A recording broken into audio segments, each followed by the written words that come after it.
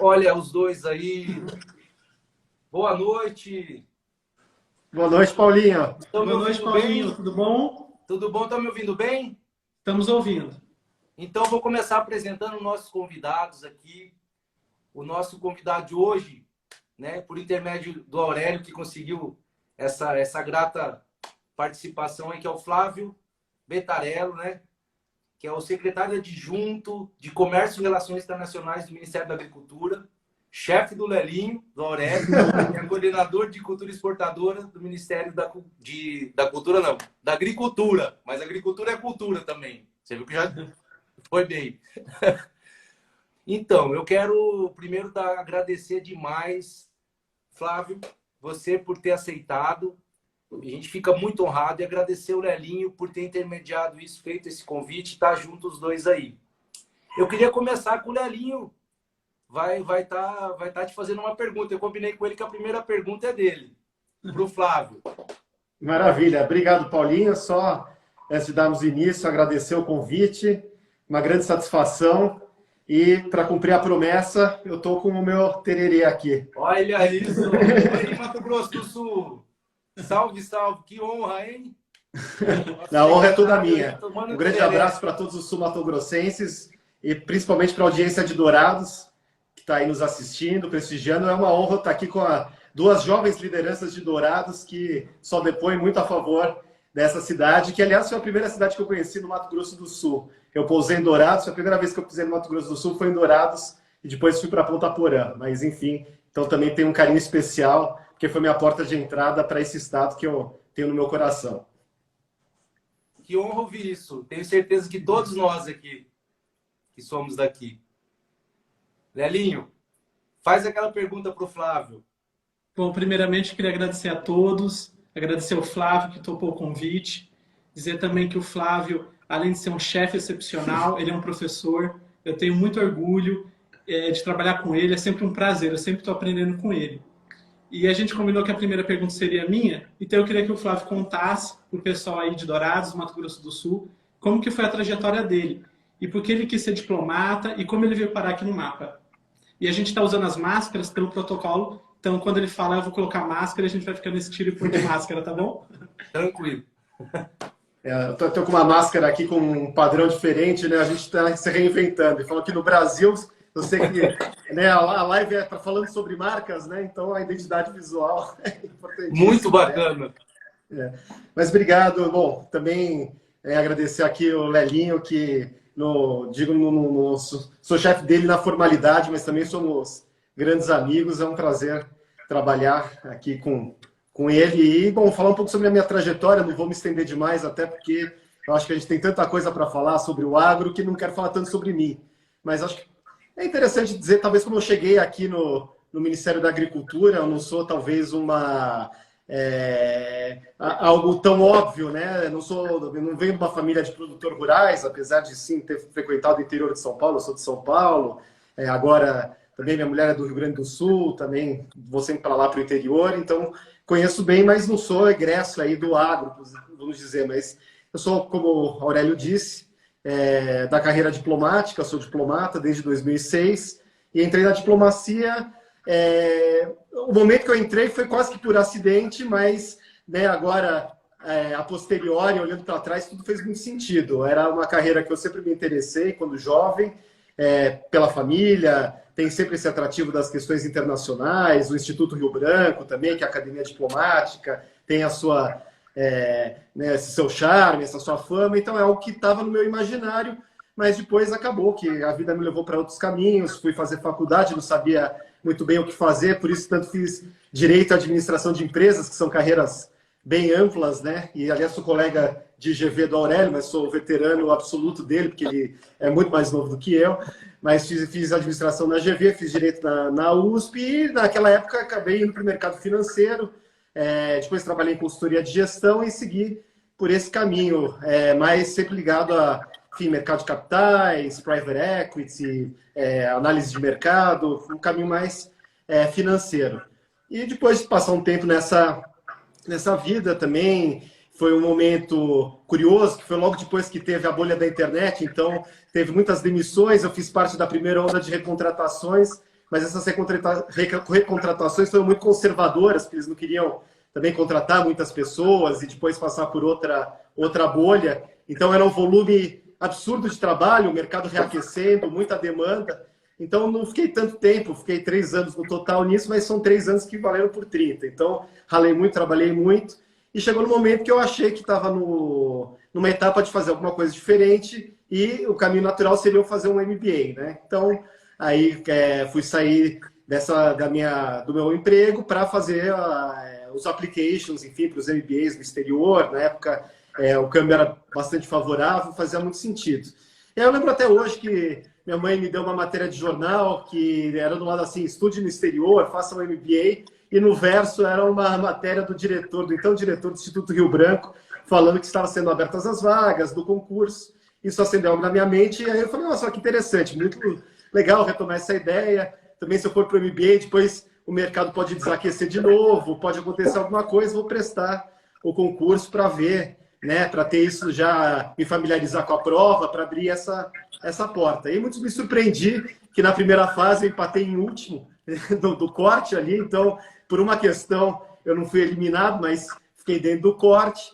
E aí eram várias etapas, eram 6 meses de seleção, e aí para as outras eu falei, não, se eu passei na primeira, já estou acostumado a trabalhar muitas horas por dia, vou me dedicar, vou estudar, e quem sabe dê certo. E no final deu certo.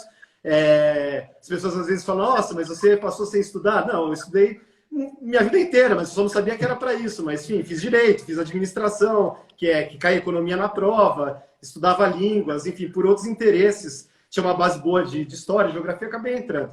E no começo foi algo assim, um pouco para experimental, né? Para ver se me adaptava e se isso era uma opção. Eu lembro até um professor meu de faculdade falou, olha, você não tem nenhuma desvantagem em tentar abraçar essa carreira. Se você não gostar, você será um ex-diplomata, que também, com 20 e poucos anos, terá seu charme, enfim, terá seu sentido. Então fui e acabei me apaixonando. Claro que tem sempre seus altos e baixos, mas lá se vão 14 anos completados agora em julho. Então já é uma carreira bastante longa. Teve momentos que eu pensei em sair, foram poucos, mas fiquei para minha alegria, que eu acho que realmente é uma carreira muito bonita, muito importante, é um grande orgulho, uma grande honra fazer parte dela.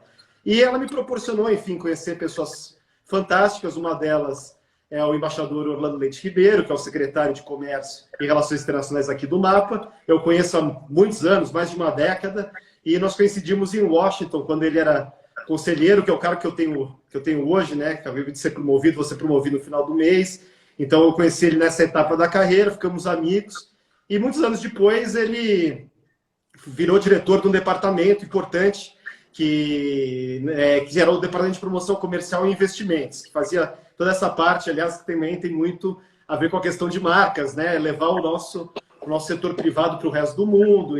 E ele estava procurando um chefe para essa divisão de investimentos, que cuidava dessa parte toda de investimentos, e não só investimentos, mas a parte financeira, dos comitês que cuidam dessa parte no governo, me convidou. Eu estava, na época, servindo na Tailândia, aceitei esse convite, voltei, e isso foi um ano antes de ter a eleição do presidente Bolsonaro e a mudança de governo. Com essa mudança de administração, a ministra Tereza Cristina, sul-mato-grossense, convidou o embaixador Orlando para assumir a secretaria, e ele muito gentilmente me convidou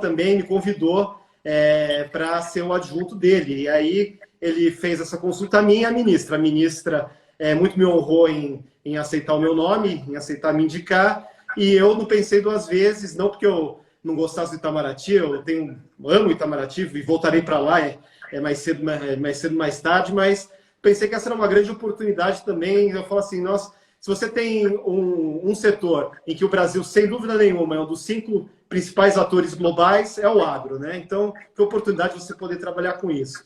E mal sabia eu também que outro setor que nós certamente estamos entre os 5 maiores atores globais é o setor ambiental, que nós também tratamos muito aqui, a vertente da sustentabilidade na agricultura. Então, achei que era uma proposta irrecusável. Claro que isso foi validado com as chefias do Itamaraty, com o secretário-geral, embaixador Otávio Brandelli, com o próprio ministro Ernesto Araújo. Eles acharam também que era interessante ter essa presença aqui de funcionários de carreira do Itamaraty no Ministério da Agricultura, e por essa conjunção de fatores, eu acabei aterrissando aqui logo no começo do governo, dia 25 de janeiro do ano passado, para fazer aqui essa trajetória no Ministério da Agricultura.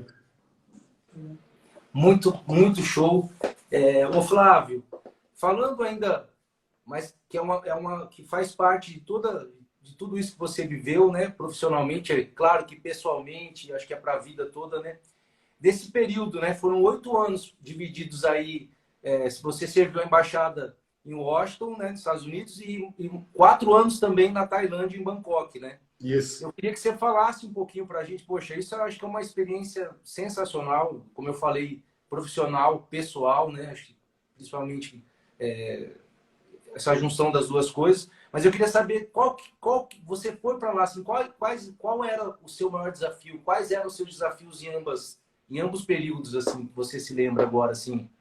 Não, obrigado, Paulinho. Não, realmente, eu digo que a nossa carreira, ela realmente proporciona momentos únicos, né? Essa oportunidade de você representar o Brasil por muitos anos no exterior, que uma coisa é, claro, você ir numa missão, fazer uma negociação, outra é você realmente morar lá em campo, né? E como você disse, passei 8 anos no exterior, divididos um pouquinho mais, 4,5 em Washington e 3,5, quase 4 na Tailândia, em Bangkok. 2 mundos muito diferentes também, muito complementares. Eu sempre digo que quando a gente começa um novo posto ou uma nova etapa aqui em Brasília, é quase como se a gente renascesse, né? Porque desde as questões muito práticas, né, de você ter que retirar todos os seus documentos, abrir conta em banco, começar tudo de novo, né, tirar a carteira de motorista de novo, até um pouco mais filosófico, espiritual, né, de se reinventar, de criar novos hábitos. Acho que no começo, quando você começa um pouco essa vida, você imagina que você vai levar todos os seus velhos hábitos para sua nova morada, né? Então, as coisas que você fazia em Brasília, você acha que você vai continuar fazendo em Washington, as coisas que você fazia em Washington, você acha que vai continuar fazendo na Tailândia, e depois que voltar para Brasília, vai continuar. E não existe essa linearidade. É sempre uma descoberta. Cada lugar, você não poderá fazer tudo o que você gostava no anterior, poderá fazer uma ou outra coisa, mas também te abrirá aí a oportunidade de fazer coisas novas e descobrir coisas novas. Então, eu tive a felicidade de, em todos os meus postos, ter a oportunidade de descobrir novidades, me descobrir nesse processo, que eu acho que também a diplomacia ela é muito... Ela talvez seja uma das profissões que mais exigem empatia, que você precisa entender o outro, e o outro nem sempre é parecido com você, né? Geralmente não é, né? É muito diferente. E nos dois casos, tanto o interlocutor norte-americano quanto o interlocutor tailandês e asiático de modo geral são bastante diferentes do brasileiro. O americano a gente até acha que é parecido, mas não é tão parecido, na superficialidade talvez, mas quando você entra talvez ali realmente na estrutura cultural e social deles é bastante diferente. Então você precisa ter essa empatia para entender o outro, para se ver no outro, e isso você precisa também entender a si mesmo. Então eu acho que abre essa oportunidade. É também uma jornada aí de autoconhecimento. Acho que o bom diplomata é aquele que está sempre aprendendo com os estímulos externos, mas sempre aprendendo consigo próprio também. Então, essa jornada me ensinou isso, que é importante você estar com essa cabeça aberta para as novidades do mundo externo e aberta também para se aceitar e para se compreender. Mas deixando um pouco para não chegar na autoajuda, que eu estou quase chegando lá, mas acho que é importante também esse testemunho, né? Vou parar por aí. Do ponto de vista profissional, acho que Washington, queira ou não queira, tem uma centralidade nas relações internacionais, na comunidade internacional. É a capital que tem o maior número de embaixadas do mundo, naturalmente, né? Claro que hoje se fala muito na ascensão chinesa, mas queira ou não queira, a ascensão chinesa não significa que os Estados Unidos vai acabar ou vai derrocar. Ele continua sendo uma grande superpotência, a maior superpotência ainda, pode ser ou não ser, passado pela China, mas enfim, ele realmente é um polo central do mundo, né? E você, quando chega lá para trabalhar nesse cenário, é um cenário de muita competição, e competição no sentido de atenção, né? Tudo ali tem muito estímulo e você precisa saber como promover os seus interesses dentro de uma estrutura e de um cenário muito sofisticado já. Eu acho que isso é algo que o Brasil tem melhorado muito, inclusive aí trazendo um pouco para o agro, né? Nós realmente precisamos nos sofisticar, porque já existem estruturas muito sofisticadas, né? E voltando também um pouco para a temática de marcas, que é a temática das lives aí da Pajax, muito essa ideia das narrativas, né? Então, em Washington existe muito a questão das construções de narrativas. Então, como as ideias são colocadas, como os interesses são colocados, né? Então, por exemplo, eu cuidava de política comercial de uma forma bastante simplista. Os Estados Unidos dizia que o Brasil é muito protecionista. Eu até concordo, eu acho que no agro não, porque o agro nós somos muito competitivos e muito ofensivos, mas nós realmente temos algum protecionismo na indústria, tínhamos, né? Até esse governo veio com uma agenda muito liberalizante nesse sentido, mas isso era se colocar dessa forma. Isso significa que só nós somos protecionistas? Muito pelo contrário, há outros países muito protecionistas. O próprio Estados Unidos tem seu protecionismo no setor agrícola, a Europa é muito protecionista no setor agrícola, e a parte de agricultura deles, por exemplo, eles têm subsídios que nós não temos, apoio doméstico. Então, existem outros mecanismos. Eles têm, por exemplo, muitos gastos com defesa, né? O sistema militar deles é enorme e isso dá um instrumento formidável de política industrial deles. Eles podem fomentar a tecnologia pelas compras do setor de defesa. O Brasil tem cada vez mais estimulado aí a base industrial da defesa, mas nem se compara. 40% do orçamento americano, que você imagina o quanto isso representa em dólares, eu não consigo nem imaginar, mas são centenas de bilhões de dólares, trilhões de dólares até, que são canalizados para isso. E, então, no fundo, você também entender como que essas dinâmicas atuam e como você estruturar. Nos Estados Unidos foi curioso que eu cheguei em 2010, era um ano que o Brasil estava muito em alta. Para quem talvez se lembre, tinha uma capa da The Economist, que era o Cristo Redentor decolando, e era o Brasil, o país do presente. Realmente a gente tinha achado que o Brasil tinha decolado e não ia ter volta, né? E num espaço muito curto de tempo, talvez 3 ou 4 anos, isso se reverteu rapidamente, entramos numa crise. E aí eu lembro que teve uma outra capa da Economist, que eram The Sluggish BRICS, que eram os BRICS, sluggish, essa coisa meio arrastada, né? Então era o Brasil meio que andando na lama. Então a mesma revista, no espaço de 3 anos, mudou radicalmente a percepção. Eu lembro que no começo, quando estava todo mundo falando, nossa, o Brasil realmente agora está deitado em berço esplêndido. Eu falei, não, também não é assim. Nós temos nossos gargalos e tal. E no outro também, agora o Brasil foi para o buraco. Não, também não é assim. Nós continuamos. Então, acho que os Estados Unidos foi uma grande lição nessa parte de contar uma história, de storytelling, de contar a história, de fazer a narrativa e de promover o seu interesse de uma forma que faça sentido para a sua realidade e para a realidade que você está inserido. Na Tailândia, eu acho que ainda tem uma barreira muito grande do desconhecimento que eles têm de nós e do desconhecimento que nós temos deles, né? Eu acho que a relação entre Brasil e Tailândia é muito baseada nos estereótipos, que são estereótipos muito positivos. Eles nos reconhecem pelo futebol, pelo churrasco, e agora tivemos a grata surpresa de, acho que 2 semanas atrás, o mercado tailandês finalmente ser aberto para a carne brasileira, então eles poderão ter um churrasco brasileiro, finalmente, uma negociação que demorou muitos anos, mais de uma década, e agora, neste mês, houve a abertura, mês passado houve a abertura, e o Bom Carnaval, e nós lembramos deles também, das praias paradisíacas, do Muay Thai, que são que tudo são estereótipos, mas tudo são nossas realidades, mas não é só isso, né? Então,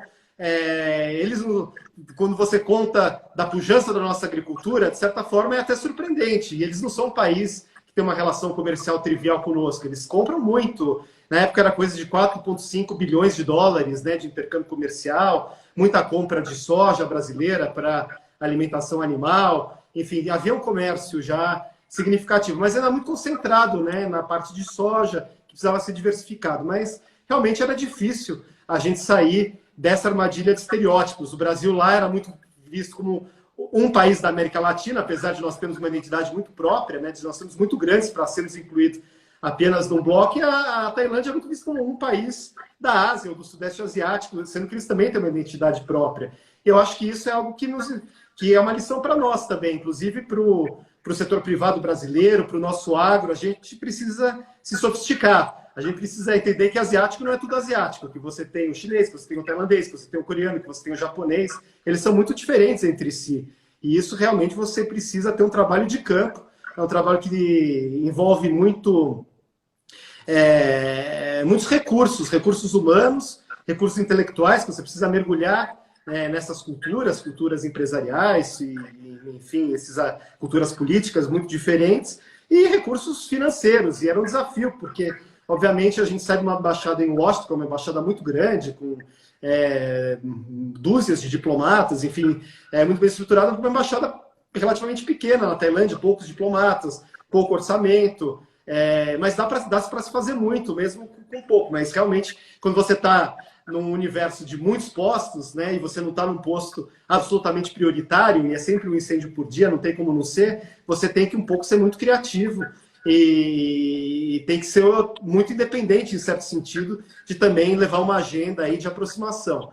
Então, acho que, desculpa, me estendi bastante, mas é que a sua pergunta também ensejou muitas reflexões. Vou tentar ser menos prolixo das próximas.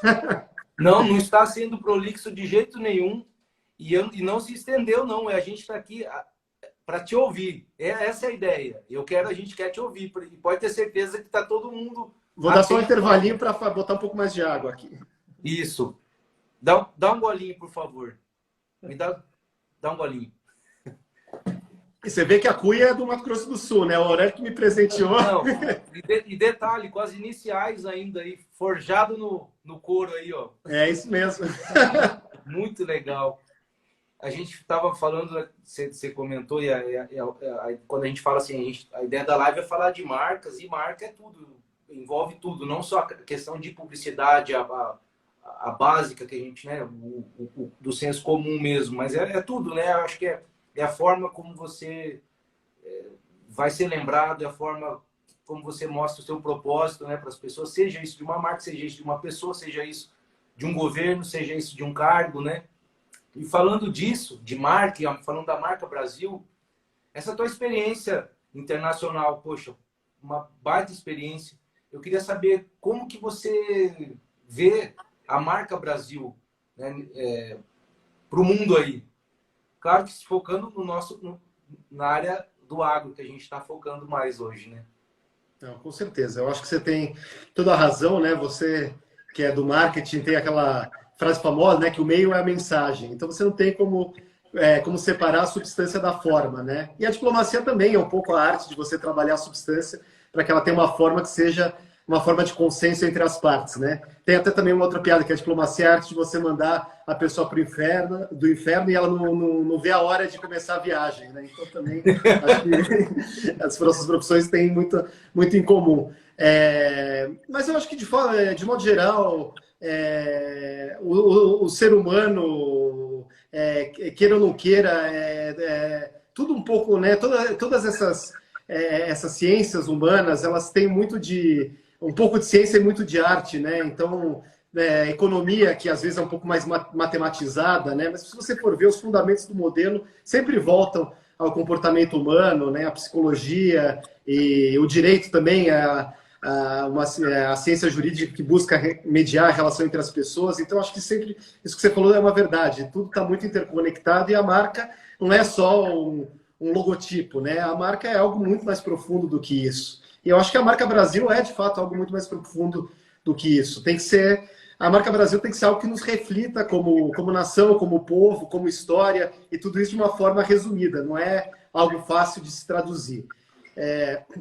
Eu acho que a gente não pode cair na armadilha de achar que essa ideia de que o brasileiro é bem visto, é querido, tem a simpatia de todo mundo, que isso nos dá um passe para que nós possamos fazer o que quiser e que nós estamos garantidos, né? Eu acho que, de fato, há uma simpatia natural pelo Brasil, porque nós somos um povo caloroso, festivo, tem o futebol arte, não sei, tem isso no imaginário das pessoas do mundo inteiro, é um povo bonito, é um povo alegre, é um povo animado, isso tudo é fato. Mas a gente achar que isso é suficiente, eu acho que é quase que uma ingenuidade, né? Eu acho que esse talvez seja um primeiro ponto que pode abrir a porta, mas não adianta nada, a porta está aberta e ninguém passar por ela. Eu acho que isso pode quebrar o gelo, mas é muito pouco. E eu acho que a gente temos que nos sofisticar, temos que nos profissionalizar. Há, claro, iniciativas nesse sentido, mas eu acho que essa sofisticação tem que ser muito mais aprofundada, envolver muito mais recursos, como eu já mencionei, recursos humanos, recursos financeiros, para que essa marca Brasil seja construída levando em conta as especificidades de cada local do mundo. O agro brasileiro ele é muito combatido no exterior pelos próprios atributos que ele conquistou ao longo das últimas décadas, né? Nós tivemos esse grande feito como povo, como sociedade, de conseguir fazer a Revolução Verde em 4, 5 décadas. Se você pegar aí dos anos 50 para cá, realmente nós nos tornamos uma grande potência, uma das grandes potências mundiais do agro. Isso é um motivo de grande orgulho. Tropicalizamos a agricultura. Quem imaginou, né? Quem imaginou que a soja ia estar no Cerrado? Quem imaginou que hoje o trigo até está no Matopiba. Isso nunca foi pensado e foi uma conquista do povo brasileiro. Mas também isso, claro, traz muito benefício, somos muito competitivos, mas eu sempre gosto de lembrar, aí você vai ver que as minhas referências são muito diversas, né? Eu gosto bastante de artes marciais, lutas, até porque eu também servi na Tailândia, né? Falei do Muay Thai já, mas eu lembro que eu gostava de ver o UFC, né? E eu lembro que tinha um campeão brasileiro que era o Zé Aldo, né? E ele ganhava tudo, foi um campeão muito forte, fez várias defesas de cinturão, e aí ele começou a perder, acho que perdeu algumas seguidas. E perguntava, mas o que aconteceu? Você se desmotivou? Você ficou ruim? Os outros ficaram melhores? Eu falei, não, vocês precisam entender que é o seguinte, uma coisa é você ser o desafiante. Você está ali, ninguém sabe quem você é. Você chega, você pode surpreender. Agora, o campeão, todo mundo sabe quem ele é. Vai ter milhares de pessoas gastando horas e horas e horas assistindo como você luta, vai ver cada detalhe do seu jogo. Você tem um grande alvo marcado nas suas costas. E isso realmente dificulta muito as coisas, porque você não vai surpreender mais ninguém, todo mundo vai saber todos os seus defeitos, todas as suas falhas, e você ainda tem toda essa carga de ter que ficar se justificando, né? Você tá na defensiva, porque você tem que defender o cinturão, você não tem mais que ganhar o cinturão já é seu. Eu acho que o Brasil virou um campeão do agro, para tudo de bom, e com esse grande alvo nas costas, né? Então a gente achar que, fala, poxa, mas o agro brasileiro é um agro tão sustentável, os outros países, que horror, eles não conseguem ver isso. Não, a gente tem que entender que eles não vão ver isso. Eles não têm, primeiro não têm interesse em ver, e depois, mesmo que eles vejam, vai ter muitos setores aí que têm medo da nossa competitividade e vão nos atacar de todas as formas possíveis. Então tem que haver uma sofisticação, e a gente precisa desarmar essas ofensivas como os campeões que somos. Agora, somos campeões da produtividade, vamos ser os campeões da imagem também. Não é fácil, não vai ser feito na base do improviso. Eu acho que há um compromisso muito grande para que isso seja feito, mas não é uma tarefa fácil e não é uma tarefa que o governo vai fazer sozinho, ou que o produtor vai fazer sozinho, ou que a trading vai fazer sozinha. É algo que a gente precisa estar muito unido, e é difícil, porque como é que você vai unir? Já houve tentativas também de você pegar as grandes associações, os vários setores, botar todo mundo para conversar, mas aí entra também ganhos, e aquela coisa, todo mundo apaga aqui um incêndio por dia, né? Você está sempre ali num turbilhão de coisas. Então você está também lidando com aquelas demandas do curtíssimo prazo. Você começar a tomar medidas mais estruturantes e mais de longo prazo não é uma tarefa fácil, mas eu acho que para nós nos consolidarmos, nós temos que realmente assumir essa postura de campeão, né, de campeão do agro, de campeão do meio ambiente, e criar uma estratégia para que esse cinturão seja defendido aí por muitos e muitos anos, por muitas e muitas décadas, e que a gente nunca mais ceda essa colocação. Mas ela não está garantida de forma alguma, e temos que ter aqui um compromisso firme de trabalhar para seguirmos sendo essa referência mundial. Cara, adorei a sua analogia, achei, para a gente refletir, achei sensacional, muito bacana. E a gente está falando, então, falando em cinturão, falando em lutar, tudo. Qual que é o desafio aí diante essa pergunta é para você, Flávio, e também para o Aurélio na sequência. Eu queria que o Flávio respondesse, depois o Aurélio também. Qual que é o desafio de vocês hoje no mapa? Então, acho que eu vou aproveitar um pouquinho mais Pereira e vou deixar o Aurélio começar aqui, e aí depois eu complemento a resposta dele. Combinado. Bom, Paulinho, eu acho que o meu maior desafio aqui no mapa é fazer com que os meus chefes superem os seus desafios. Mas, brincadeiras à parte, eu acho que como coordenador de cultura exportadora, o grande desafio nosso é fazer com que os produtores rurais brasileiros entendam que suas fazendas não têm mais porteiras, que as suas fazendas estão conectadas com o mundo. Então, se você pegar desde o início da gestão da ministra Tereza, nós já abrimos quase 60 mercados. Abrimos, na verdade, 60 mercados. 67. 67. Flávia aqui me atualizou. E também já tivemos mais de 700 estabelecimentos certificados para exportação. Então, eu acho que esse é o grande desafio aí que me compete. Olha, acho que o desafio são muitos, né, Paulinho? É difícil falar de um só, né? Eu acho que são muitas frentes, né? E eu acho que a gente tem essa sorte de ter a ministra Tereza Cristina aqui à frente do Ministério, porque ela entende o setor de várias facetas diferentes, né? Como produtora rural, como parlamentar, enfim, agora foi do Executivo Estadual, né? Foi secretária de Estado há muito tempo, então ela tem as diversas visões. E nós também temos, enfim, a bancada do agro muito forte, a própria frente parlamentar, então eu acho que os atores são muito capacitados. Então, à altura desses muitos desafios que se apresentam. Eu acho que eles, claro que se comunicam, né? Eu até vou voltar para o começo da gestão da ministra Tereza, quando essa secretaria aqui ela teve uma mudança de nome, né? Ela se chamava, até então, de Secretaria das Relações Internacionais do Agronegócio, era o nome, né? Agora virou Secretaria de Comércio e Relações Internacionais, né? E aí tem duas mudanças que podem parecer pequenas e cosméticas, mas são mudanças, como você disse, a marca, né? A marca tem sua força e tem uma simbologia por trás dessa mudança no nome.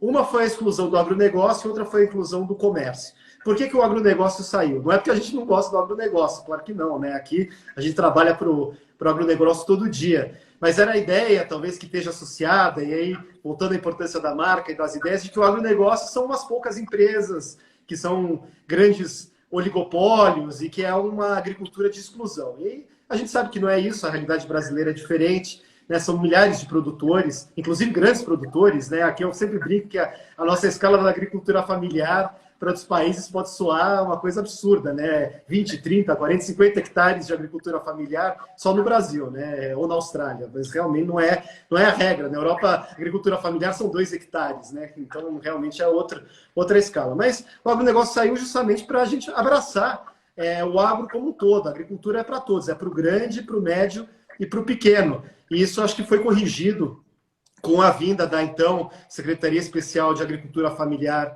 e Desenvolvimento Agrário, que era um órgão que passeou pela esplanada, né? Era o Ministério do Desenvolvimento Agrário, depois virou uma secretaria especial ligada à presidência, e isso veio para a agricultura. Isso permite que a gente tenha uma visão de conjunto, porque o que é bom para o grande tem que ser bom para o pequeno, o que é bom para o pequeno para o grande. Claro, a política não vai ser exatamente a mesma, né? Você vai ter aí os seus ajustes finos, porque você não vai, por exemplo, fazer um crédito bancário para o mega produtor. Esse a gente vai criar instrumentos de mercado de capitais, é outra abordagem, mas para o pequeno você tem que ter o Pronaf.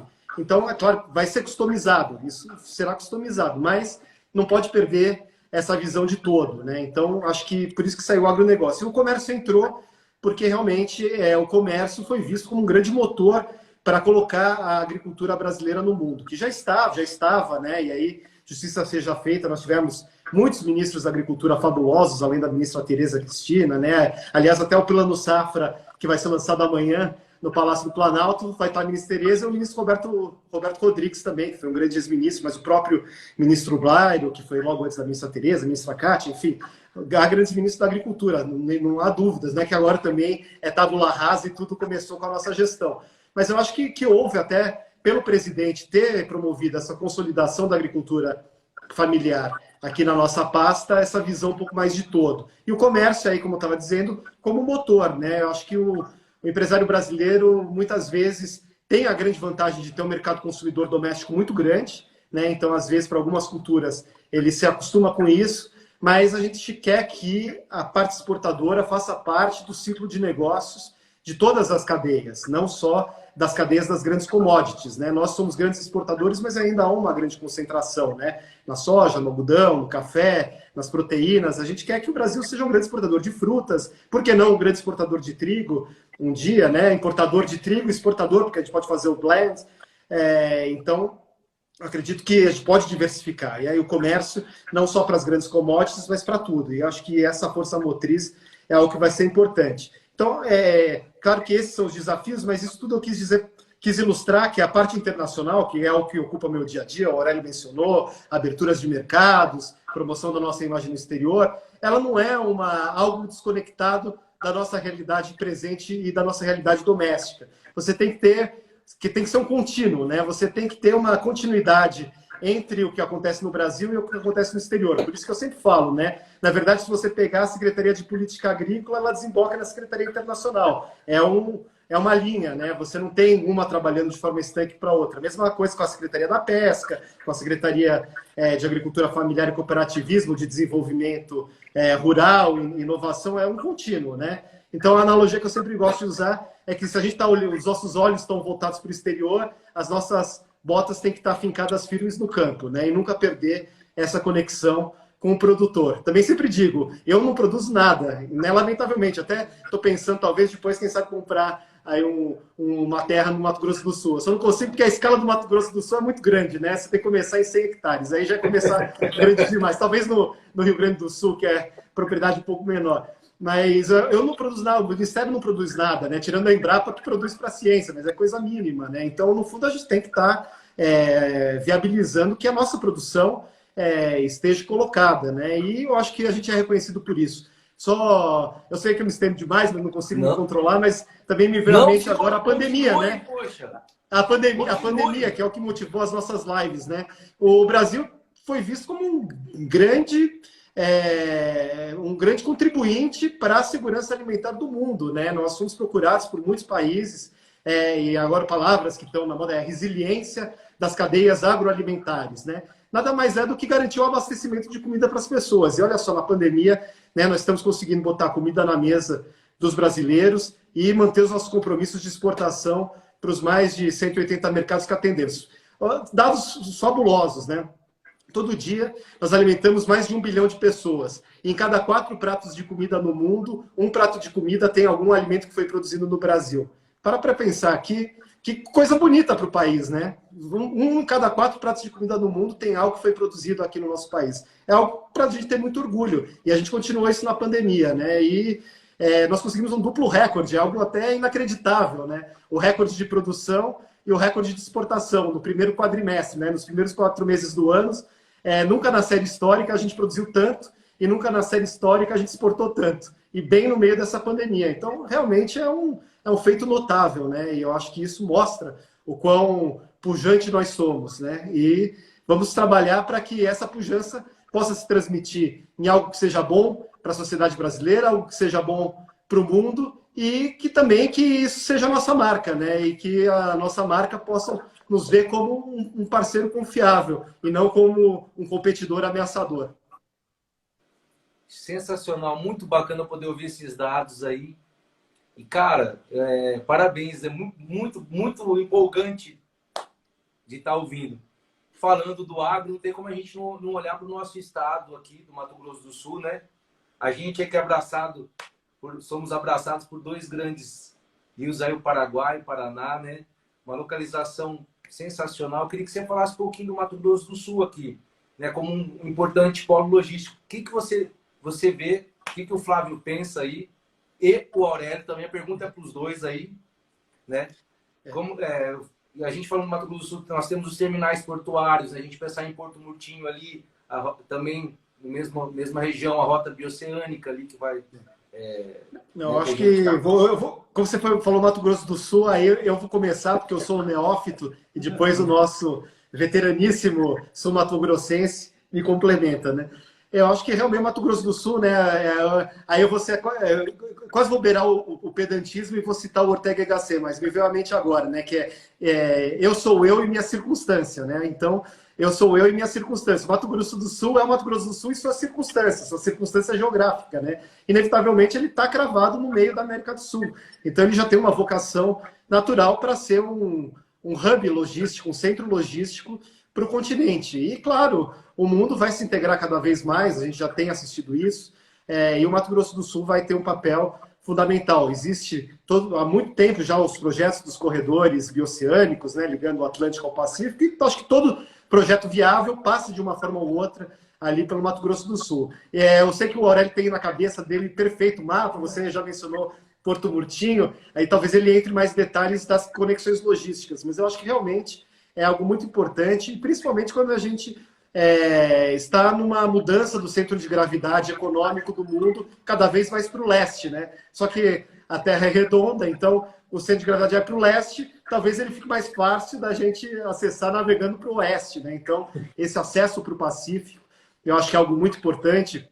Até eu me lembro, eu escrevi um artigo que virou um capítulo de livro há alguns anos atrás, eu namorava na Tailândia, e eu fiz um trocadilho que era assim, Brasil, país pacífico, né? E o país pacífico era a brincadeira, porque nós somos um país pacífico, né? Desde a Guerra do Paraguai, bom, não temos nenhuma guerra regional, fomos para a Segunda Guerra, a Primeira Guerra, mas enfim, né? Nós somos um país de tradição pacífica, né? Mas o Pacífico do título era o Oceano Pacífico, né? O espaço do Pacífico, e essa ideia de que nós podemos nos inserir na Ásia, né? O mundo de hoje, a geografia é algo muito mais relativo do que foi no passado, né? Nós podemos ter uma proximidade, a proximidade virtual, digital e a proximidade física, até pela questão logística, né? Isso certamente nos fará aproximar. Antes de passar para o Aurélio, eu só vou fazer uma consideração.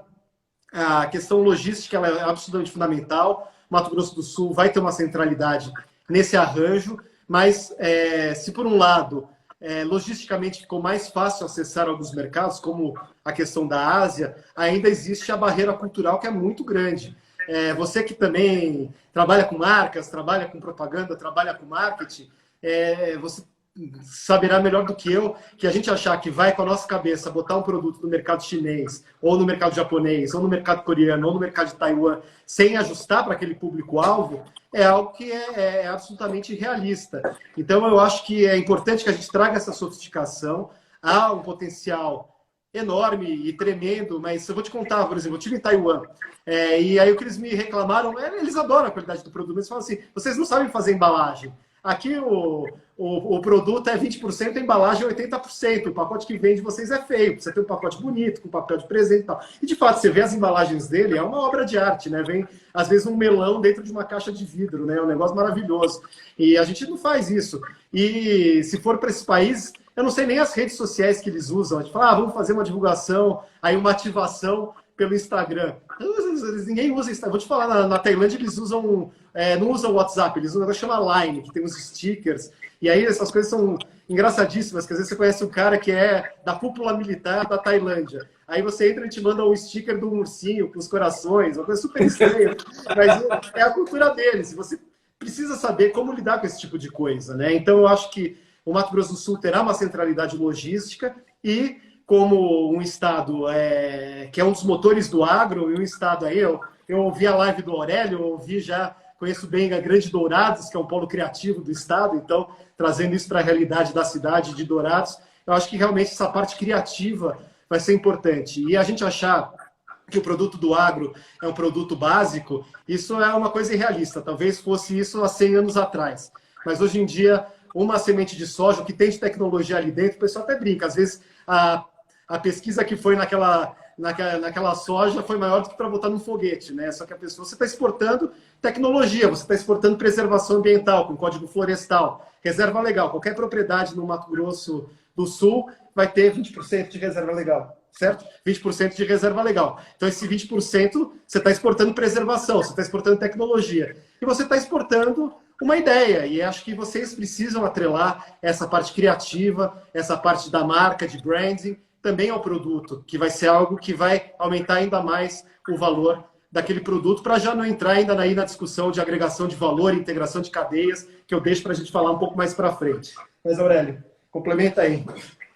Não, Paulinho, eu acho que você disse super bem. O nosso estado, né, graças a Deus, ele tem a circunstância de ser abraçado por duas bacias hidrográficas extremamente importantes, né? A bacia do Paraguai e a bacia do Paraná.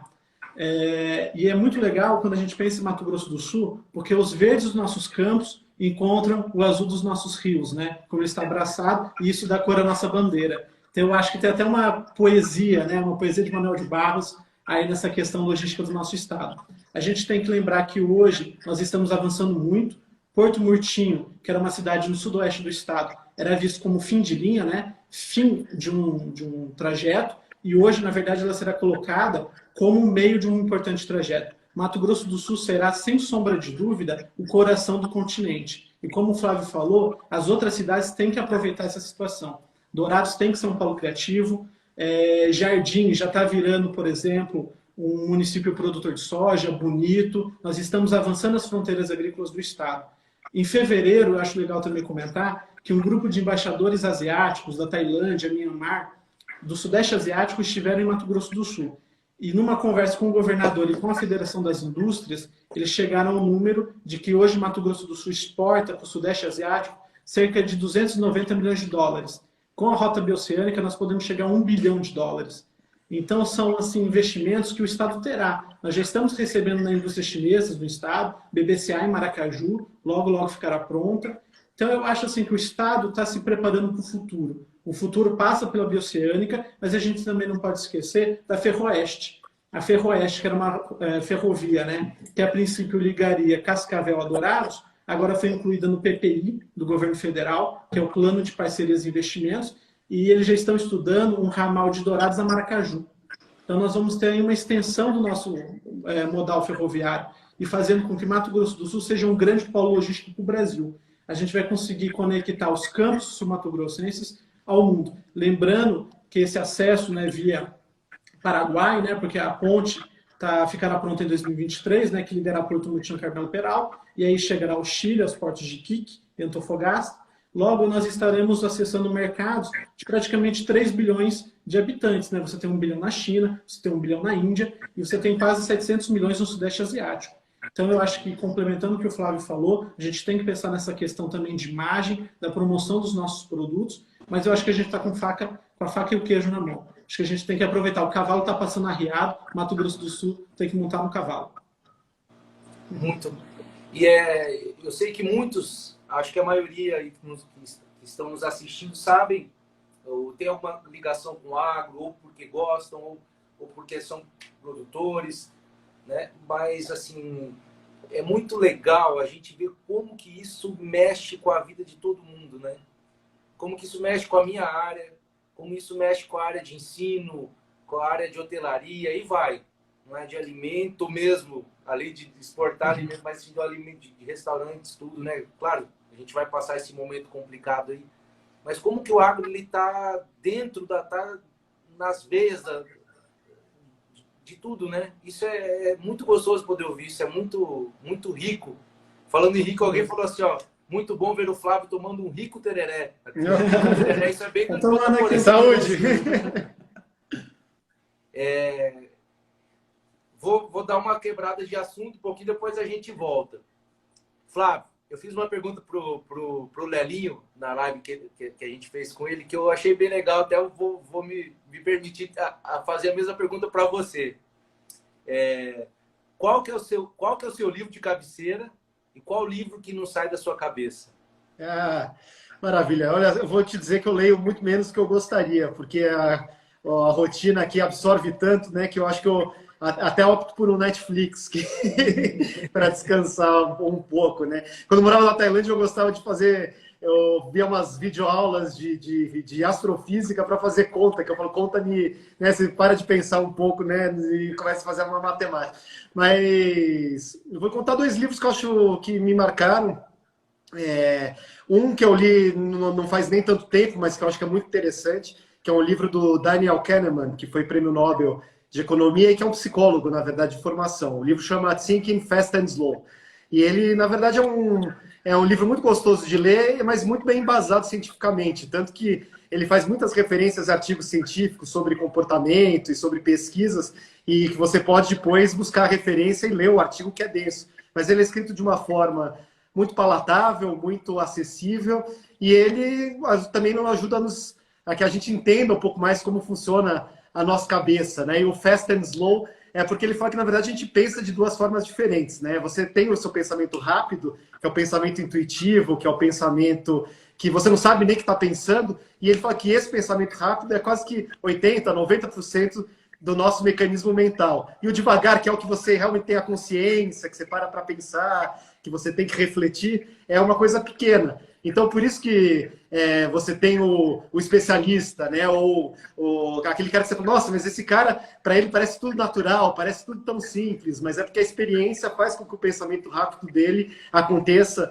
ali numa milésimo de segundo, e esse pensamento rápido ajuda ele a tomar, talvez, as decisões certas, né? Até um exemplo que ele usa é um chefe de bombeiros que entra numa sala e fala, vamos todos sair daqui. E aí ele sai e desmorona. E aí pergunta, nossa, mas como você sabia que ele ia desmoronar? Ele fala, não tenho a menor ideia. Mas aí ele só, pô, o cara já sabe ali a temperatura, o vento, ele não sabe nem o porquê, mas aquela intuição, na verdade, é um mecanismo que veio para ele com a experiência. E aí cita milhares de outros exemplos, como os bebês aprendem as coisas, é muito divertido, e ele tem até no final umas dicas de como você aplicar esse seu conhecimento de psicologia e de economia comportamental a questões do dia a dia, né? Você fala, mas eu estou fazendo esse julgamento, mas esse julgamento que estou fazendo talvez não seja, né, uma falha aí do meu raciocínio, não posso fazer de uma outra forma, então acho um livro muito interessante. E para entrar aí no lado da ficção, né? Bom, eu adoro literatura brasileira também, gosto muito de Machado de Assis, mas vou dizer um autor que você falou que não sai da minha cabeça, um autor que eu gosto muito, que é o Tolkien, né, Senhor dos Anéis, que virou filme, enfim, gosto muito do Tolkien, porque ele foi muito ambicioso de criar um outro mundo, né, um outro universo com as suas línguas, com os seus povos, bebendo da mitologia nórdica, né, então coisas que os elfos, os orcs, enfim, os trolls, coisas que já existiam aí espalhadas, ele condensou e quase que no movimento antropofágico transformou numa coisa dele própria que depois virou inspiração para muitas outras pessoas. Eu acho que é muito interessante esse exercício também da gente criar, né, um outro mundo. Olha só a força que tem o intelecto humano, né? Você consegue criar um universo dentro da sua cabeça, dentro de você. E eu acho que ele fez isso com muita maestria. Eu acho que também é algo que às vezes me relaxa. Você começa a imaginar como são as outras coisas e a gente pode tirar, né, lições. Tudo isso é alegoria para a nossa vida do dia a dia, né? Você poder imaginar um outro universo também faz com que você consiga imaginar um universo melhor para que a gente possa viver nele, para que a gente possa desenvolver as nossas relações. Então, são muitos livros, mas vou ficar com bom, Tolkien, na verdade, é uma trilogia, né? Mas vou ficar com O Senhor dos Anéis e com esse livro do Kahneman, que aí não é ficção. Muito show, muito show. Eu estava falando com o Aurélio, hoje de manhã, a gente estava falando assim, algumas curiosidades assim, que eu quero te perguntar. De algum momento, assim, eu já ia pensar na Tailândia, alguma coisa inusitada. Eu queria que você contasse alguma coisa inusitada, assim, que você possa contar, claro. Posso. Mas se você lembra uma ou duas experiências, não sei. Eu pensei na Tailândia por ser algo tão diferente, né? Mas eu queria que você contasse alguma coisa pra gente. A Tailândia ela é muito exótica, né? E tem milhares de exemplos. Então, eu vou dizer por exemplo, do comportamento deles. O tailandês, ele ri muito quando ele está nervoso, né? Então, a risada para ele é uma forma de escape. Então, você chega a situações muito curiosas, né? Eu lembro que uma vez eu estava fazendo exercício, escorreguei, tropecei e machuquei o pé, né? E aí eu fui no médico, ele tirou uma radiografia do meu pé, quando ele projetou a lâmina, ele começa a rir e fala: ah, você tá com hemorragia interna. E aí a enfermeira começa a rir junto. Para nós é uma coisa absolutamente chocante, né? Mas para eles, como é uma situação negativa e tal, eles quebram essa negatividade dando risada, né? E para eles é normal. Então, isso é uma coisa curiosa, né, do comportamento deles. Então, se você começa, por exemplo, a confrontar a pessoa, eles não estão acostumados com confronto direto, né? Então, que é uma coisa que pra gente é normal, né? Nós somos bastante transparentes, né? Eles, se você começa a confrontar, se ele ficar nervoso, eles começam a rir. Então, isso eu acho que é uma coisa curiosa.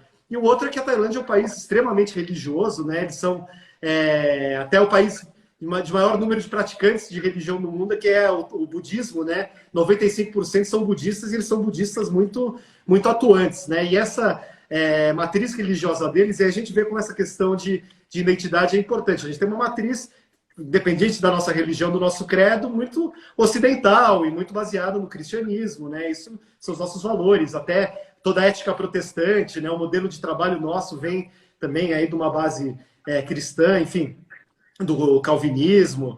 E então isso, mesmo que você não seja praticante dessa religião, isso está na nossa estrutura social. E o budismo está na estrutura social deles. Então, são coisas curiosas. Por exemplo, se você vem ao mundo numa posição de autoridade, você foi agraciado por, em outras vidas, você ter feito coisas muito boas. Então, essa autoridade gera quase que um temor reverencial. Então, você está numa posição de autoridade, você gera uma sociedade muito mais hierarquizada do que a nossa, né? Então, há uma deferência quase que religiosa para essa questão de hierarquia ou para a questão social, que é algo que para nós que temos essa tradição do cristão, que somos todos irmãos, né? Até, né, fala a Irmandade Católica, a Irmandade Cristã, ou para quem não é religioso, essa questão da república, né? Nós somos republicanos, é algo que é bastante diferente. Então, isso é importante também, que quem vai fazer negócio lá entenda que, se eles derem risada, você tem que entender em qual contexto. Eles entendem os tipos diferentes de risada. Para a gente não consegue, mas eles sabem quando o cara está rindo de nervoso, quando está rindo de triste, quando está rindo de não sei o quê.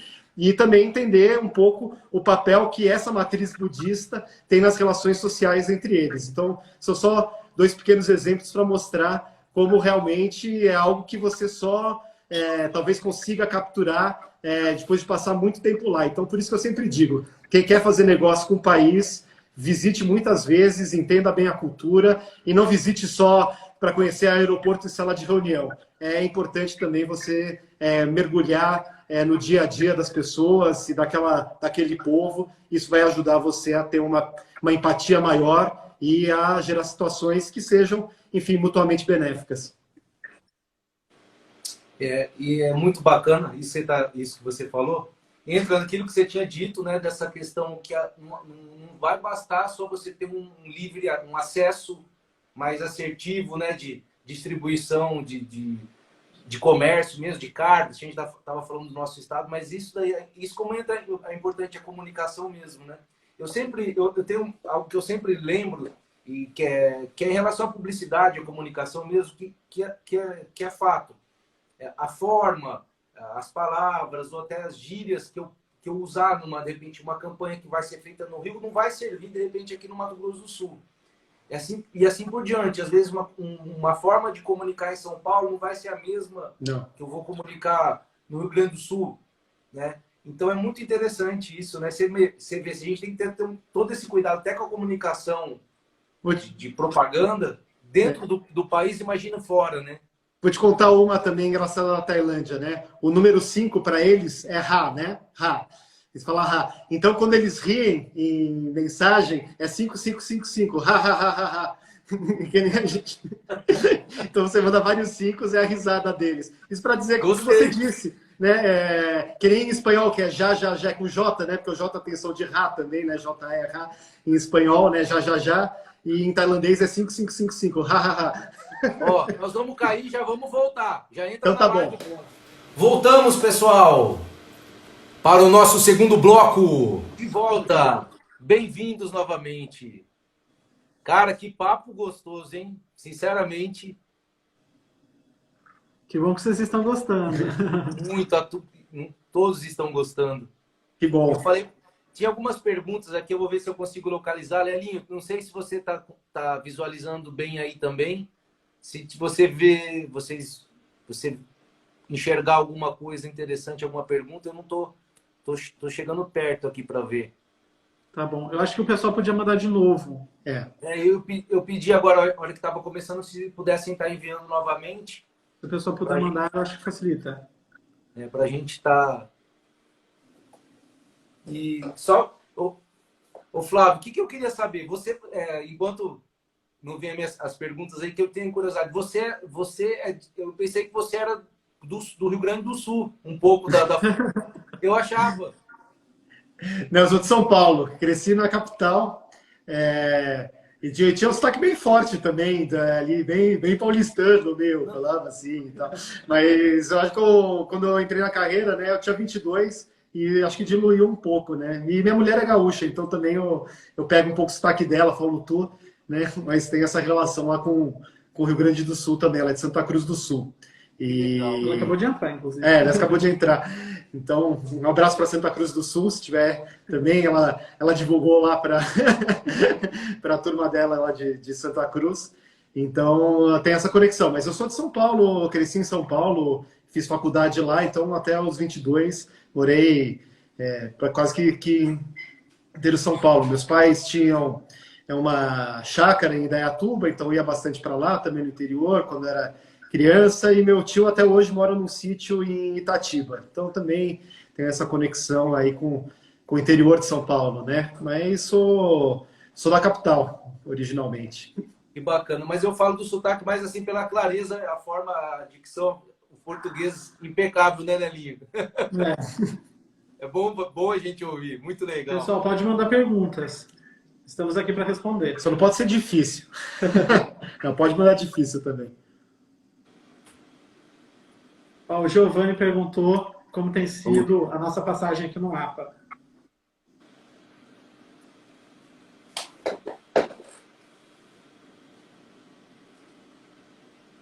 Bom, vou começar a responder a pergunta do Giovanni.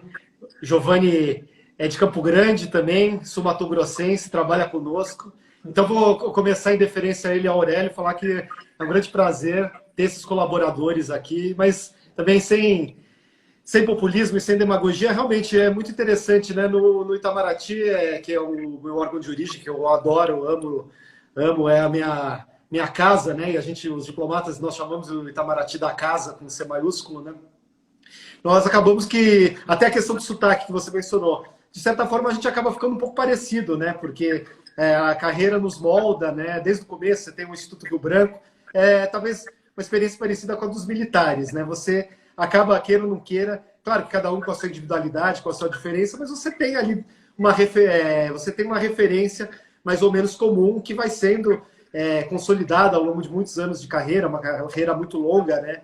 Eu sou relativamente jovem e já tenho 14 anos de carreira, então, no fundo, são muitas décadas e você acaba ficando no meio de pessoas que pensam parecido, que são like-minded, né? Tem as matrizes em comum. E aqui no mapa de fato, uma oportunidade de você estar exposto a pessoas que vêm que têm trajetórias diferentes, que talvez até muito recentemente estavam em outras funções. Eu acho que isso é muito enriquecedor, de certa maneira, né? Você, para um diplomata, ter essa vivência fora da casa, com C maiúsculo, acho que engrandece o nosso trabalho. E eu acho que é uma via de mão dupla, né?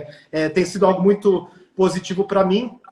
Eu encarei esse convite de vir ao mapa, da mesma forma que sei que o embaixador Orlando também encarou, como uma missão. E aí, usando as minhas referências inusitadas, que eu já disse que eu uso, né? Usei já do MMA, né? Do José Aldo, sempre gosto de citar o tio do Homem-Aranha, né? O Uncle Ben, que fala aquela frase, né? Com grandes poderes vem grandes responsabilidades. Não que eu acredite que eu tenha nenhum grande poder, mas essa ideia de que, né, com essa oportunidade de ter essa missão aqui no Ministério da Agricultura, vem também, a meu ver, uma responsabilidade, que é de contribuir para que esse ministério tire algo também dessa nossa passagem por aqui, né? A minha passagem por aqui tem prazo de validade, eu sirvo à disposição da ministra Tereza e, enfim, do presidente, mas é claro que eu não ficarei no mapa para sempre. Voltarei para o Itamaraty, né? Mais dia menos dia. Então, eu acho que também esse senso de finitude, né? De que o meu ciclo no mapa se encerrará, eu acho que nem a finitude da vida, né? Você tem que trabalhar para que você tenha um legado. Então, eu vejo isso. E, obviamente, não tenho nenhuma megalomania ou nenhum delírio de grandiloquência de que vai ser um legado, assim, que agora o mapa nunca mais será o mesmo. Acho que está nas pequenas coisas, né? De um pouco mostrar... o Itamaraty tem muitas coisas de boas. Acho que um exemplo muito pequeno, mas que é muito importante. Você até mencionou a questão do português, né? Nosso instrumento de trabalho é a linguagem, né? A gente trabalha muito com isso. E a linguagem tem um valor muito importante, né? Voltando à ideia do meio à mensagem. Então, eu acho que aqui no Ministério, que a espinha dorsal está com os engenheiros agrônomos, com os veterinários, que fazem um trabalho esplêndido, a gente poder também aportar talvez um pouco mais esse burilamento, algo diferente, né? Não é algo nem melhor nem pior, é algo complementar. Então, eu acho que a beleza também está em explorar as complementariedades, e certamente a experiência tem sido complementar para mim, espero que possa ser complementar também àqueles com quem eu trabalho e que o resultado final seja um Brasil cada vez melhor e que isso tenha um impacto positivo na vida das pessoas. O Ministério da Agricultura nos aproxima muito da sociedade brasileira, né? O agro é o Brasil do ponto de vista do consumidor, todo mundo se alimenta, e alimento não é só nutriente, alimento, né? A gente fala assim, a família geralmente demonstra seu amor ao redor da mesa, os amigos celebram com comida, com bebida, né? Quando você tem que afogar as mágoas, você também come, enfim. A comida é o ser humano, né? Então, não só o ser humano físico, né? O ser humano psicológico, até espiritual. Então, isso toca a vida das pessoas. E, claro, num país como o Brasil, toca a vida dos produtores também, né? Olha a importância econômica que o setor tem, e na pandemia tem ganhado cada vez mais, né? Mas realmente é o setor que está lastreando a economia brasileira, o único PIB setorial que cresceu, né? Então, contribuindo para que o arrefecimento da economia não seja tão grande. Então, de fato, é um grande privilégio e que traz, novamente, uma grande responsabilidade. Esses dados, né, que você compartilhou conosco aí desse crescimento, eu acho que é tão gostoso a gente poder, é uma energia muito positiva a gente poder ouvir isso, né? E nós, como uma região de grande produtividade, é muito bacana a gente saber que as coisas, mesmo diante de tantas coisas complicadas, diferentes, a gente continua aí. E legal a gente falar, quando você diz do agro também, eu acho bacana, que eu lembro, eu tive a oportunidade de morar um período em São Paulo, fiz a faculdade, morei e trabalhei na capital também, e eu lembro assim, essa visão, às vezes, do homem do campo, né, que é o grande fazendeiro, o grande latifundiário. É claro, a gente tem pessoas e tem que ser visto como empresa, seja pequena, média ou grande, né, como qualquer empresa. Mas é muito legal a gente saber dessa questão da agricultura familiar, tudo isso é louvável demais, é bacana demais. E as coisas voltando agora para o alimento mais saudável, tudo pequenos produtores. Né? Acho que é tanta coisa boa acontecendo diante de tanta coisa estranha, mas tem coisa boa, né, Flávio?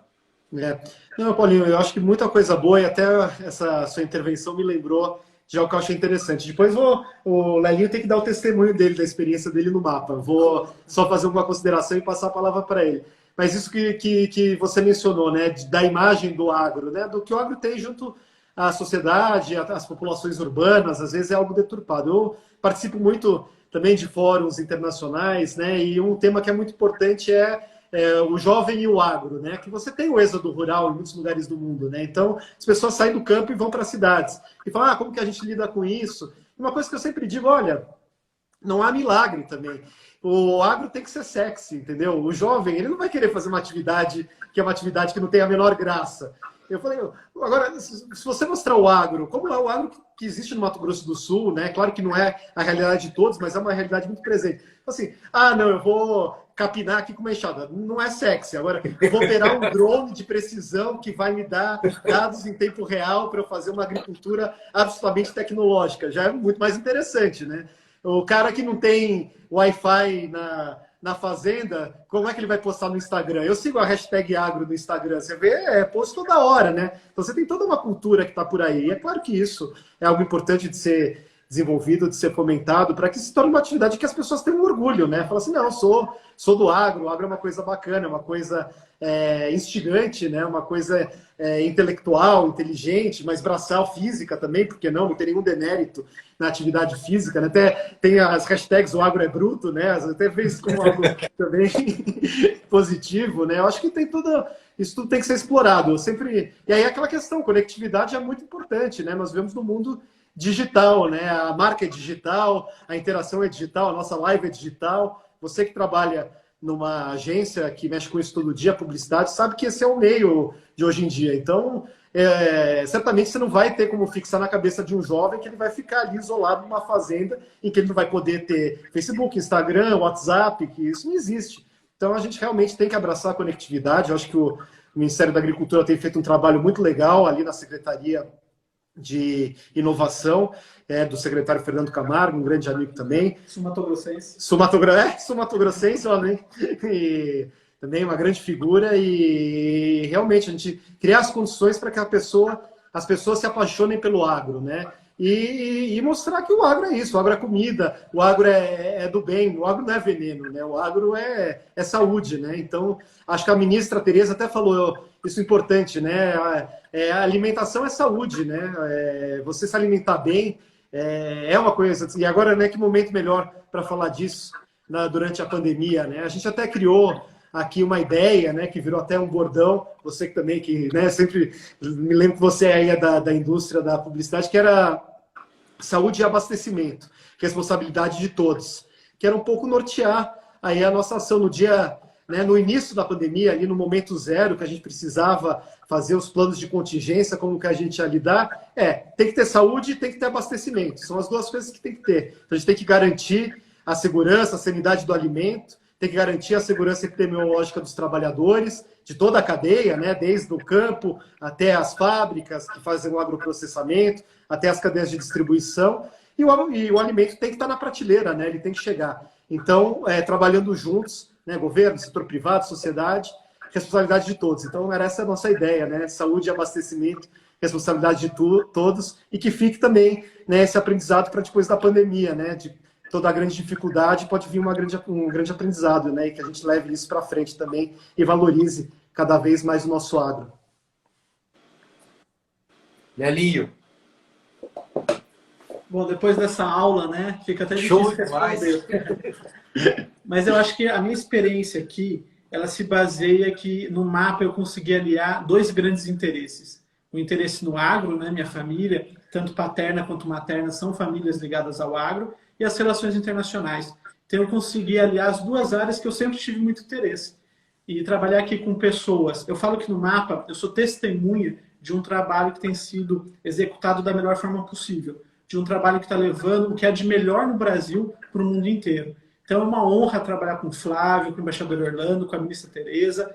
É muito bom. É uma aula. Todo dia eu venho para cá com o intuito de aprender. Eu digo que eu não sou um funcionário do mapa, eu sou um aluno no mapa. Seria mais ou menos isso. Já ganhou 10 na prova depois dessa. Cara, ele é muito bom com as palavras, viu, também. Porque ele fala o que está dentro do coração e da mente. Então, eu acho que as coisas saem, né? Gente, ó, a gente está chegando no final. Eu quero agradecer, assim... Cara, muito, muito legal poder falar com o Lelinho de novo e conhecer o Flávio aí, digitalmente. Não conheci pessoalmente, mas o Lelinho falou... Né? E nada melhor que a gente, quem pôde ter essa alegria de estar te ouvindo. Que simpatia, que conhecimento, que cara show de bola, que energia boa. Parabéns pelo teu trabalho, por inspirar pessoas. É muito legal saber essa tua visão de fazer o caminho, o melhor caminho, né? Independente da chegada. Né? Semana passada eu falei isso com um grande amigo que participou da live, que eu acho que o grande lance é o caminho ser show. A chegada, ela vai chegar, ou se não chegar, vai ser uma outra. Mas isso, né? Essa passagem vai fazer com vontade, com energia, né? Cara, que honra. Lelinho, que honra poder também te ouvir. Cara, eu fico em estado de graça e de alegria.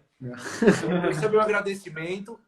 Eu quero passar uma palavra para cada um de vocês, para vocês deixarem uma mensagem para essas pessoas que estão nos assistindo, uma mensagem para o Brasil, para o Mato Grosso do Sul e para os seres humanos que estão nos vendo. Cada um, fica à vontade. Paulinho, quero te agradecer novamente pela oportunidade. É sempre um prazer conversar com você, falar sobre o agro, que é um assunto tão interessante e tão importante para o nosso país. E também agradecer a presença de todo mundo que permitiu que a gente entrasse, de certa forma, em suas casas para falar desses assuntos tão importantes. E agradecer o Flávio, que é meu chefe, meu amigo e meu professor. Obrigadíssimo. Obrigado, Paulinho. Olha, eu prometo que assim que terminar a pandemia, vou visitar novamente Dourados, e aí a gente vai tomar o tererê juntos, né? Se Deus quiser. E espero que seja muito breve, né? Mas já estou aqui devendo essa visita há tempos, né, Lelinho? O convite já foi feito. Já foi feito o convite e eu vou cumprir, como cumpri aqui a promessa de tomar o tererê na live, vou cumprir certamente a promessa de voltar a Dourados, que é uma cidade que eu gosto muito. Até, né, vou fazer uma outra conexão que eu tenho com o Mato Grosso do Sul. Eu jogo com os militares aqui, polo a cavalo. Eu gosto muito de cavalo, né? Mas não é o polo, aquele polo de milionário, não. A gente brinca o polo mais rústico, né? Raiz. Raiz, né? Então, tipo, tem até as fotos do churrasco depois. Na verdade, a gente fala que o polo é a desculpa para fazer o churrasco depois, né?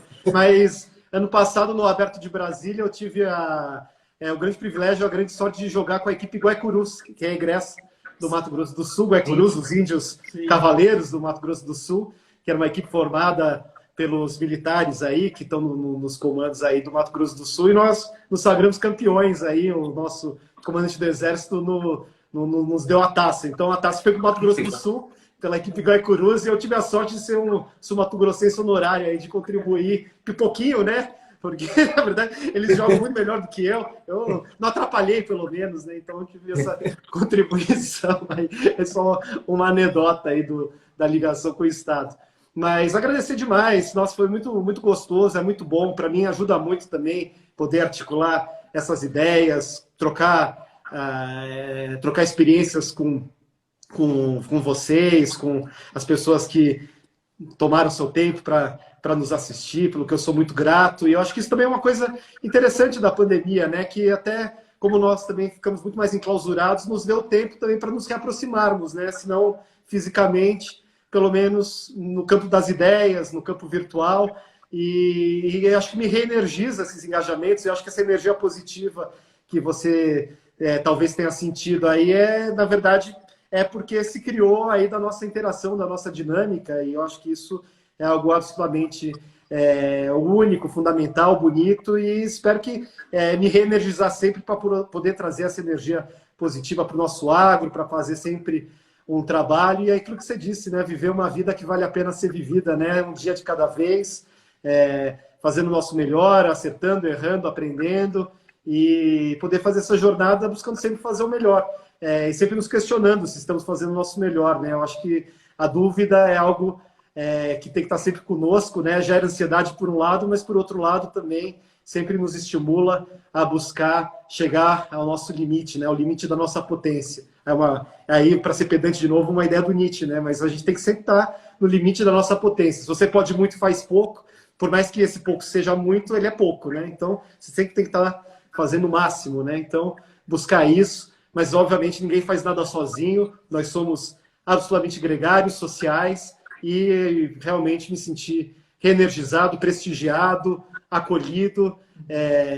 Então, só tenho a agradecer pelo espaço, pela oportunidade, e espero poder encontrá-lo, né, Paulinho, aí em Dourados, e quem sabe a gente faça um evento desses presencial, com uma interação com a audiência, quem sabe a gente vai para o espaço, ou vai para o campo, vai para a fazenda, a gente faz um churrasco, toma um tererê e conversa, né? Que acho que é importante a gente conversar, né? Isso é a base da nossa democracia, o convívio, a ação, e espero estarmos juntos em breve. Então, pessoal de Dourados, pode contar, o Flávio vai para Dourados, nós vamos fazer um evento desse lá. E vai ser sensacional, e eu quero cuidar da parte toda de comunicação disso daí, hein? E Flávio, você vai ser muito bem recebido aqui, não é por nada não. A família do Lelinho aqui é um carinho, a turma faz um churrasco, é um carinho, você vai poder sentir isso, né? Tenho certeza. Fala que a fruta não cai longe da árvore, né? Então, o pai do Lelinho, vai ser sensacional. Eu quero estar junto com vocês, viu? Com certeza. Cara, Flávio, um grande abraço. Lelinho, um grande abraço. Olha, o pessoal tá mandando parabéns aqui, um monte de gente, ó. Muitas palavras, só coisas boas. Muito gostoso ouvir isso, viu? Nós que agradecemos. Ó, Paulo, um grande amigo da família do Lelinho, amigo meu também, amigo do Lelinho, que é produtor de erva mate aqui, ó. Opa! Santo Antônio mandando um abração aqui, ó. Que beleza. Paulo Sabe Benítez. que estamos fazendo um trabalho para divulgar nossa erva mate no exterior também. A gente está fazendo um trabalho de identificar produtos da bioeconomia, e são 5 produtos para 5 mercados, e ainda estamos num processo de depuração, mas eu devo dizer que eu não sei se a erva mate vai ser um dos 5, mas está na shortlist, tá? Aí ele entra um dos principais competidores. Está na lista. Então aí, ó, primeira mão, breaking news, a erva mate vai ser um dos 5 produtos para 5 mercados, a erva mate. E nós conseguimos também o compromisso da União Europeia de aceitar nossa certificação orgânica para a erva mate, né, dentro de um prazo de 1 ano. Então, também é uma grande vitória, né? Aí no intervalo curto de tempo também a gente vai poder certificar a nossa erva mate no mercado, talvez o mercado mais rigoroso do mundo, que é o mercado europeu, como um produto orgânico. Então, também sou um grande entusiasta, né? A família da minha mulher é gaúcha, então tomo chimarrão e tomo tererê também. Show de bola. Isso é Brasil, né? Você vê? Do gelado ao quente, isso é Brasil, é versatilidade, né? Força. Obrigado, tá? Parabéns pelo trabalho. Flávio, parabéns, Lelinho. Estamos bem representados aí e fico muito feliz. De coração. Um beijão. Deus nos beijão abençoe. para todos vocês, gente. Foi um prazer. Obrigado. Um beijão. Beijo. Tchau, tchau. Obrigado. Obrigado. Valeu.